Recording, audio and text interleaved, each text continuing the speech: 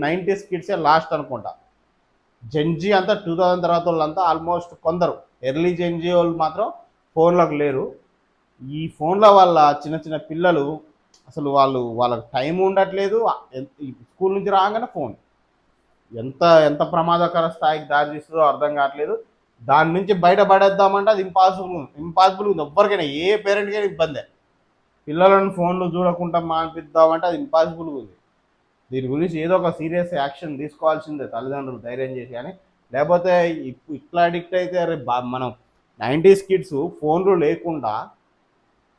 లేకుండా స్కూల్ నుంచి రాగానే ఆడుకుంటూ పాడుకుంటూ ఇమాజినేషన్లో గేమ్స్ ఆడుకున్నాం మనము 90s కిడ్స్.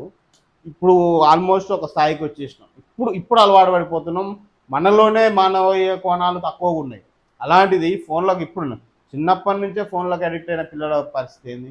10-15 వచ్చేసరికి వాళ్ళలో ఈ సామాజిక సంబంధాలు ఎడిపోతాయి, మానవీయ కోణాలు ఎడిపోతాయి. ఇవన్నీ ఉంటాయి. అసలు బంధుత్వాలకు విలువ ఇస్తారా?